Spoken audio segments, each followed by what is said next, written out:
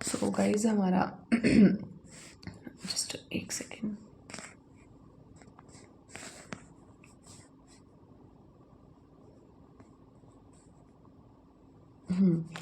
So hello everyone. तो हमने इतना कर लिया था कि हमने सीट्स के बारे में पढ़ा था कि टोटल सीट्स थी 389, जिसमें से 296 हो गई थी हमारी अलग से और 93 रह गई थी अलग। ठीक है, तो उसमें से भी आगे हमने पार्ट्स कर लिए थे कि इसमें से भी 296 2 अलग और 4 अलग रह गई थी, जिसमें से 11 सीट्स फिर अलग थी।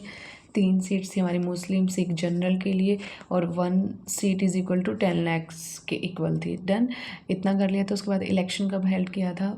जुलाई अगस्त में 1946 में, जस्ट आज़ादी से 1 साल पहले। तो उसके बाद है हमारा एक सेकेंड, उसके बाद है हमारा कि जो मेजोरिटी में इलेक्शन हुआ था, मेजोरिटी थी जो सबसे ज़्यादा, वो थी हमारी कांग्रेस के पास। कांग्रेस के पास कितनी सीट थी? 208 सीट्स थी।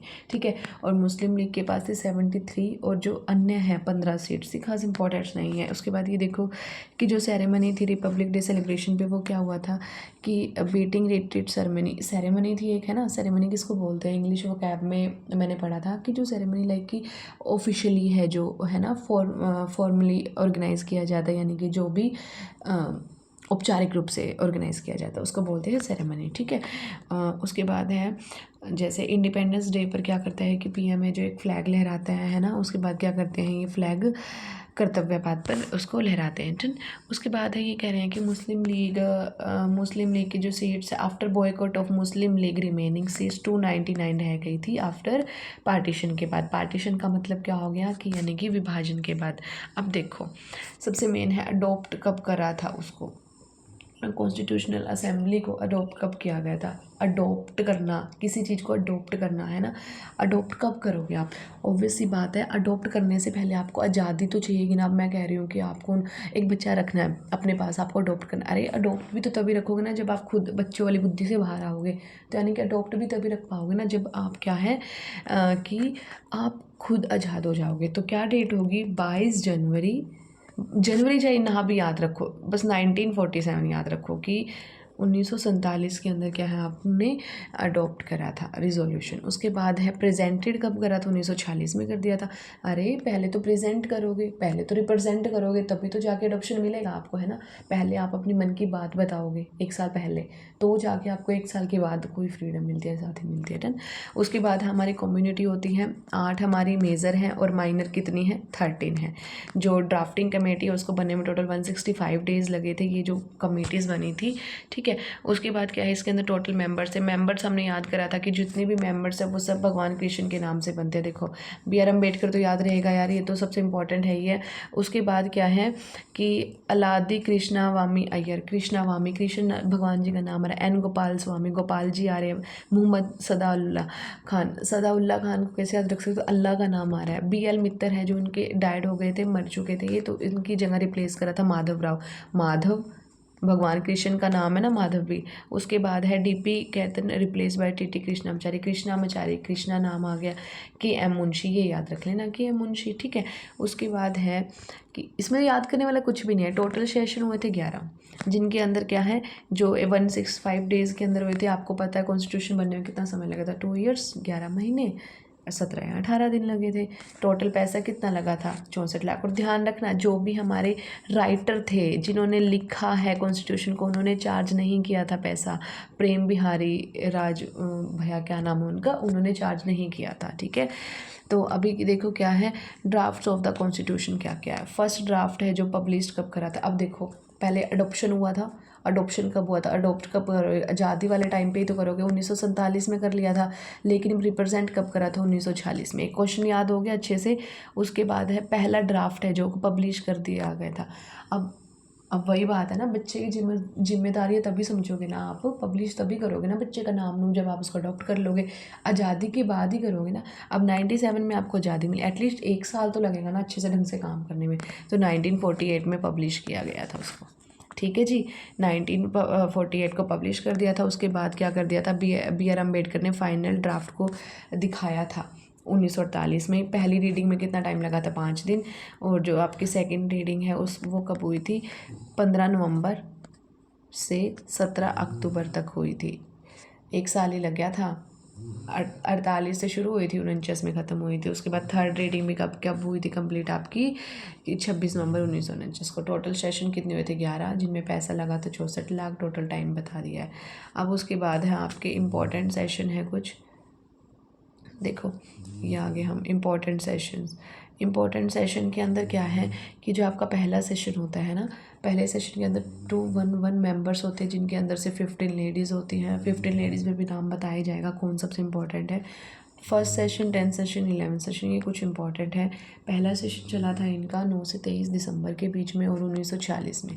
अब देखो, जब तुम लोग कुछ रिप्रेजेंट कर रहे हो, है ना, सेशन तो बिठाओगे ना। अब मेरे को बच्चा अडॉप्ट करना है, तो पहले क्या करूँगी? पहले अपने दोस्तों से सलाह लूँगी ना कि हाँ मेरे को बच्चा अडॉप्ट करना है, तो मैं किस तरीके से, क्या उसके लीगल तरीके से जो भी नोटिस होगा वो करना पड़ेगा, क्या क्या उसकी क्या बोलते हैं उसको, रूल्स रेगुलेशन वगैरह होते हैं। ठीक है, तो सबसे पहले क्या करूँगी? आज़ाद होने से पहले सोचूंगी ना, ये तो अपने मम्मी पापा को बताने से पहले सोचूंगी ये सारी चीज़ें। तो 1946 में हो गया पहला, लेकिन है ना बीच में आज़ादी मिल गई। देखो 1946 में ही हमने रिप्रेजेंट करा था ड्राफ्टिंग कमीशन वाला, और हमने अडोप्टेशन का कब मिल गया था? जस्ट 1947 में जब आज़ाद हुए तभी मिल गया था 22 जनवरी को। लेकिन 1948 में हमने पढ़ा था कि 1948 में हमने पब्लिश कर दिया था उसको, ये रहा 21 फरवरी 1948 में पब्लिश कर दिया था। और वहीं पर पहला सेशन कब हो गया था? 1946 में। जो 10वीं रीडिंग है वो कब हुई थी? 1949 में। और जैसे कि 1949 और उसके बाद है 11वां सेशन भी आपको हुआ था 1949 में। डेट्स ये वाली इतना इंपॉर्टेंट नहीं है, ये वाला इतना इंपॉर्टेंट है 1949 1946 वगैरह। ठीक है, फाइनल ड्राफ्ट किसने आपका रिप्रेजेंट किया था? बी आर अम्बेडकर, एस बी नो। ये कहाँ से थे? बंगाल से थे। कॉन्स्टिट्यूशन कब अडॉप्ट किया गया था आपका? अडॉप्ट कब किया गया था? 26 नवंबर 1949 को किया गया था। 26 जनवरी 1950 को तो लागू किया गया था, एनफोर्स करा गया था 26 जनवरी 1950 को। बट जो लागू है कॉन्स्टिट्यूशन डे कब मनाया जाता है? 26 नवंबर 1949 को। डन। उसके बाद है कुछ प्रोविजंस है वो लिए गए थे। शेड्यूल्स कितने थे आपके? पहले आपके पास सॉरी ये क्या कर दिया मैंने, पहले आपके पास क्या था? कलर चेंज कर लो, ग्रीन। ये पहले आपके पास थे कितने आर्टिकल? 395 आर्टिकल थे, अब 470 हो चुके हैं। पहले आपके पास कितने शेड्यूल थे? 8 थे, अब 12 हो चुके हैं। ठीक है, पहले आपके पास 22 पार्ट्स थे, अब आपके पास 25 पार्ट्स हो चुके हैं। ठीक है, उसके बाद है फंक्शंस क्या क्या होते हैं कॉन्स्टिट्यूशनल असेंबली के। महात्मा गांधी पार्ट नहीं थे इसका।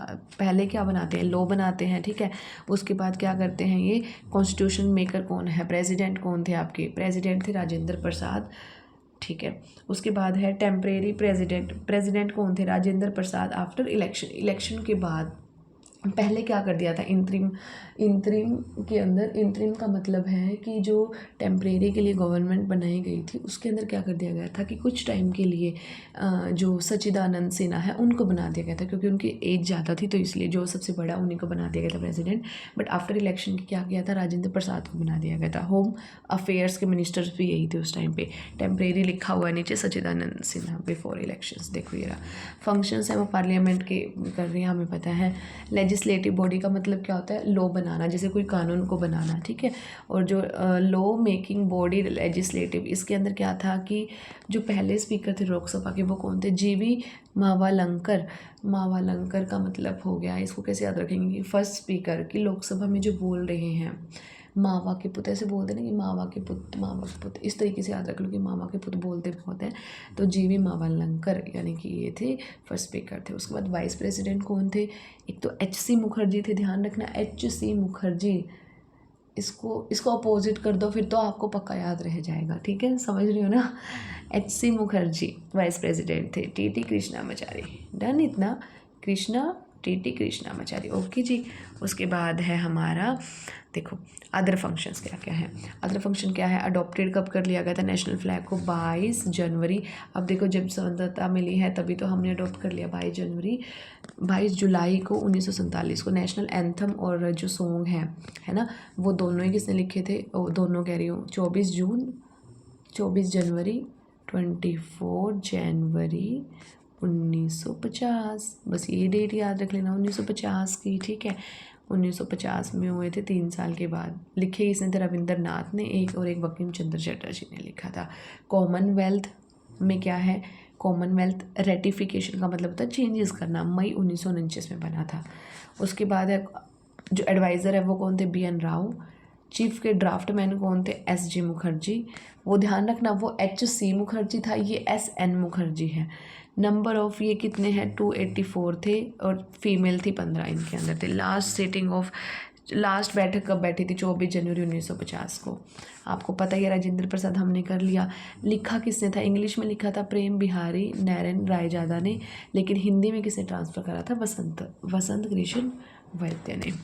उसके बाद है इम्पोर्टेंट मेंबर कौन कौन है आपके, राजकुमारी अमृत कौर मिनिस्टर है हेल्थ की। उसके बाद है सुचेता कृपालानी, ये कौन है, यूपी की फर्स्ट सीएम थी फीमेल। सरोजिनी नायडू क्या है, गवर्नर ऑफ यूपी थी। उसके बाद क्या है, डेकोरेटेड किसने किया था हमारा कॉन्स्टिट्यूशन, नंदलाल बोस और बेहोर राम मनोहर, ठीक है, बायोर राम मनोहर, डन। उसके बाद है इंडिया कॉन्स्टिट्यूशन की लार्जेस्ट है, ये हमारे पूरे विश्व के अंदर सबसे ज़्यादा लार्जेस्ट है हमारा इंडियन कॉन्स्टिट्यूशन। अब ये माइनर नहीं याद करनी है, बस देख लेना। वैसे मेजर के अंदर है हमारा कि जो यूनियन, जहाँ पर भी यूनियन स्टेट आएगा उधर के जो प्रेसिडेंट होंगे या फिर संभालने वाले काम होंगे वो सारे जवाहरलाल नेहरू करेंगे। प्रोविंसन का मतलब है जहाँ पर प्रोविंसन आ जाए, प्रोविंस होगा आईफोन प्रो, ठीक है, सरदार पटेल। सरदारों के पास ज़्यादा आईफोन देखने को मिलता है ना, बस ऐसे याद रख लेना। Drafting committee B R Ambedkar. Rules किसने बनाए थे, डॉक्टर राजेंद्र प्रसाद ने। अरे घर के जो दाता होता है वही रूल्स बनाते हैं ना, क्योंकि प्रेसिडेंट थे तो घर के मुखिया हो गए, वही रूल बनाते और वही स्टीयरिंग करते। स्टीयरिंग का मतलब देखना हो गया। उसके बाद है कि बस इतना हो गया, बस डन हमारा लेक्चर्स। उसके बाद देखती हूँ जी क्या रहता है, हाँ बस ये रह गया। उसके बाद मिक्स्ड इकोनॉमी का मतलब होता है कि वो इकोनॉमी जिसके अंदर क्या गवर्नमेंट का भी पार्टिसिपेशन होता है और साथ में क्या है प्राइवेटाइजेशन भी होता है। प्लूटोक्रेटिक का मतलब होता है अमीरों के द्वारा शासन। कैपिटलाइज्ड का मतलब होता है सिर्फ इंडस्ट्रियल एरिया। उसके बाद है ADHOC कमेटी फ्लैग, ये कौन थे, राजेंद्र प्रसाद। अरे फ्लैग का जो करता धरता होंगे वो कौन होगा, घर का मुखिया होगा, राजेंद्र प्रसाद प्रेसिडेंट थे इलेक्शन के बाद। उसके बाद है लिंग्विस्टिक प्रोविंस कमिश्नर कौन थे, SK धर, डन। और ये हो गया हमारा first chapter complete. Thank you everyone.